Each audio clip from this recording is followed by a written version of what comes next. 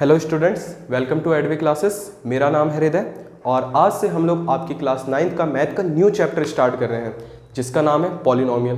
तो चलिए शुरू करते हैं। तो चलिए क्लास स्टार्ट करते हैं। तो हम लोग अपने पॉलिनोमियल चैप्टर को स्टार्ट करने से पहले कुछ एक इम्पॉर्टेंट टर्म है उसको समझ लेते हैं जिसका नाम है algebraic expression.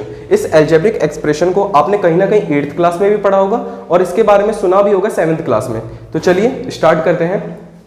A combination of constants and variables connected by fundamental arithmetic operation plus minus multiply divide is called algebraic expression।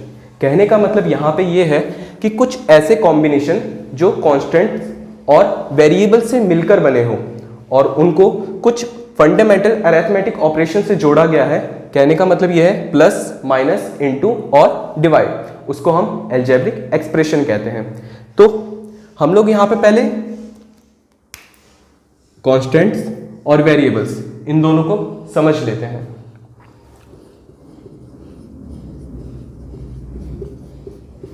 Constants और वेरिएबल्स।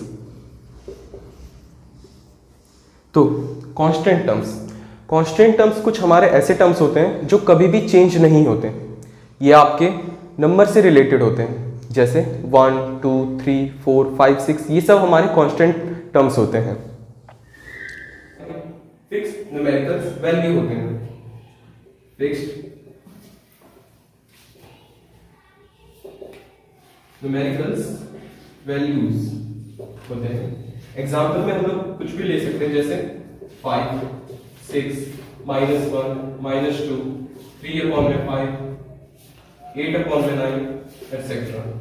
ये सब हमारे कांस्टेंट टर्म्स होंगे। कांस्टेंट टर्म्स क्यों होंगे? क्योंकि इनकी जो वैल्यू रहती है वो हमेशा फिक्स रहती है और कभी भी चेंज नहीं होती।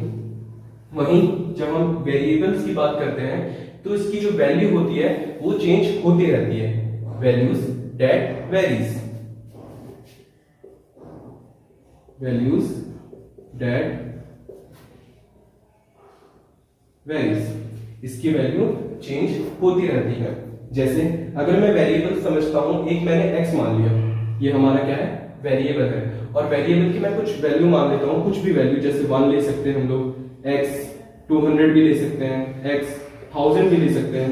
तो इसकी वैल्यू देख सकते हैं आप कि ये चेंज होती रह रही है। मैंने समझा और मैंने अपने अकॉर्डिंग इसकी कुछ भी वैल्यू रख दी, तो इसकी वैल्यू की चेंजिंग होती रह रही है। तो मैं चाहता हूं आप लोग इस चीज का स्क्रीनशॉट ले लीजिए। अब कुछ एग्जांपल्स कर लेते हैं अलजेब्रिक एक्सप्रेशन के। अभी हम लोग ने बात करी थी वेरिएबल्स की और कांस्टेंट टर्म की, और इन दोनों के बीच में एक ऑपरेशन आएगा, मैथमेटिकली ऑपरेशन x+4 हमारा एक अलजेब्रिक एक्सप्रेशन बनेगा। वैसे ही x-4 ये भी एक हमारा अलजेब्रिक एक्सप्रेशन है। 4/x ये भी हमारा अलजेब्रिक एक्सप्रेशन है और x/4 ये भी हमारा एक अलजेब्रिक एक्सप्रेशन है। मल्टीप्लाई की बात करें तो 4x, 3x, 2x ये भी हमारे क्या कहलाएंगे? अलजेब्रिक एक्सप्रेशन कहलाएंगे। आप लोग इसका स्क्रीनशॉट ले सकते हैं। चलिए अब पॉलिनोमियल को समझते हैं। तो देखिए यहाँ पे कुछ लिखा है कि N algebraic expression in which power of variable nether B negative nor in fraction. कहने का मतलब यहाँ पे ये है कि जो भी हमारा पॉलिनोमियल में वेरिएबल प्रेजेंट रहेगा उसकी पावर कभी भी नेगेटिव में और ना ही फ्रैक्शन में नहीं होनी चाहिए। जैसे एग्जांपल लेते हैं, x+4 ये हमारा एक पॉलिनोमियल है। क्यों? क्योंकि जो इसमें वेरिएबल प्रेजेंट है, इसमें जो वेरिएबल प्रेजेंट है उसकी पावर 1 है और ये पॉजिटिव है, तो इसी वजह से ये हमारा एक पॉलिनोमियल कहलाएगा। लेकिन अगर हम बात करें 1/x+4 ये हमारा ये हमारा पॉलिनोमियल नहीं कहलाएगा। क्यों? क्योंकि जब हम इस वेरिएबल को ऊपर लेके जाएंगे तो x की पावर -1+4 ये हो जाएंगे, और यहाँ पे हमारी वेरिएबल की पावर -1 में है, मतलब नेगेटिव है, तो जिसकी वजह से ये हमारा पॉलिनोमियल नहीं कहलाएगा। अगर यहीं पे हम बात करें √x+2 तो क्या ये हमारा पॉलिनोमियल होगा? नहीं, यहाँ पे ये भी हमारा एक पॉलिनोमियल नहीं कहलाएगा। क्यों? क्योंकि √x = होता है x की पावर 1/2 और यहाँ पे जो पावर है हमारी वो फ्रैक्शन की फॉर्म में आ रही है, दैट इज वाई ये हमारा एक पॉलिनोमियल नहीं कहलाएगा। लेकिन हाँ, ये जितने भी मैंने यहाँ पे नंबर्स लिखे हैं, यहाँ पे जितने भी टर्म्स लिखे हैं, ये आप समझ सकते हैं ये एक अलजेब्रिक एक्सप्रेशन जरूर कहलाएंगे। क्यों? क्योंकि इसमें एक वेरिएबल है और एक कांस्टेंट टर्म है, और इन दोनों के बीच में एक रिलेशन है मैथमेटिकली ऑपरेशन के थ्रू। ठीक सेम यहाँ पे भी और यहाँ पे भी, ये सब हमारे क्या कहलाएंगे? अलजेब्रिक एक्सप्रेशन कहलाएंगे, बट ये पॉलिनोमियल नहीं कहलाएंगे। तो यहाँ से हमारा एक कंक्लूजन निकलता है कि all polynomials are algebraic expression, but all algebraic expression may or may not be polynomial. All polynomials are algebraic expression, but all algebraic expression may or may not be polynomial. आप लोग इसका screenshot ले लीजिए। चलिए बच्चों, अब हम लोग कुछ इंपॉर्टेंट पॉइंट्स को समझ लेते हैं। हमारे दो इंपॉर्टेंट पॉइंट्स आते हैं, एक होता है टर्म और एक होता है हमारा कोफिशिएंट। तो पहले हम लोग टर्म्स को समझ लेते हैं। तो टर्म्स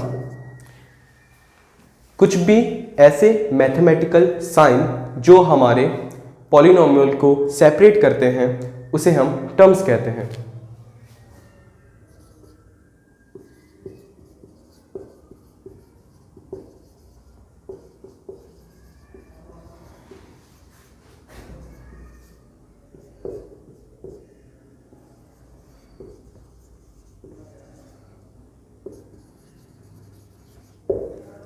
जैसे 2x + 3 + 5y। तो यहां पे देख लीजिए आप, प्लस माइनस से पॉलिनोमियल हमारा सेपरेट हो रहा है, जिसकी वजह से ये जो नंबर हैं ये हमारे टर्म्स कहलाएंगे। 2x + 3 + 5y ये हमारे क्या है? टर्म्स हैं। 2x ये हमारा वन टर्म है, 3 ये भी हमारा टर्म है, और 5y ये भी हमारा टर्म है। अगर हम लोग देखते हैं, अगर मैं पूछता हूं आपसे कि पॉलिनोमियल कितने टर्म्स का है, तो आप बोलोगे यहाँ पे 3 टर्म्स के पॉलिनोमियल है। कितने टर्म्स के हैं? 3 टर्म्स के पॉलिनोमियल है। और ये पॉलिनोमियल को कौन सेपरेट करता है? प्लस और माइनस। अगर हम लोग यहाँ पे बात करें क्या मल्टीप्लाई और डिवाइड सेपरेट करती है हमारे पॉलिनोमियल्स को, तो आप कहेंगे नहीं, वो उन्हें टुगेदर करती है, मतलब एक साथ रखती है। जैसे 2xy ये हमारा एक टर्म कहलाएगा। क्यों? क्योंकि 2 × x × y हो रहा है यहाँ पे, इसी वजह से ये हमारा एक टर्म कहलाएगा। वहीं पे अगर हम 2xy + 3/3 करते हैं तो ये हमारा क्या कहलाएगा? ये भी हमारा एक सिंगल टर्म कहलाएगा। क्यों? क्योंकि यहाँ पे डिवीजन हो रहा है। तो मल्टीप्लाई एंड डिवाइड हमारे टर्म्स को टुगेदर करते हैं। क्या करते हैं? टुगेदरिंग द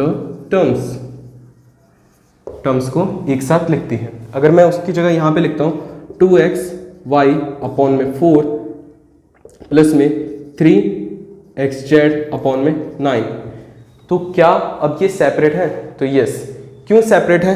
क्योंकि यहाँ पे ये मैथमेटिकल ऑपरेशन के थ्रू ये दोनों आपस में सेपरेट हो जाते हैं।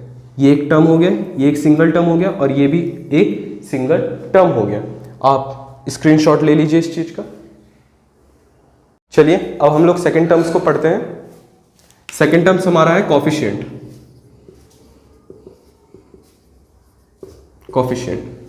कोफिशिएंट को समझ लेते हैं एक बार। एक एक्सप्रेशन लेंगे, एग्जांपल के थ्रू समझते हैं हम इसे। 3xyz ये हमारा क्या है? एक्सप्रेशन है। अगर मैं आपसे पूछता हूं यहाँ पे कि कोफिशिएंट ऑफ x बताइए, तो x को छोड़कर यहाँ पे जितने भी मल्टीपल्स हैं उनको आप कोफिशिएंट के रूप में लिख देंगे।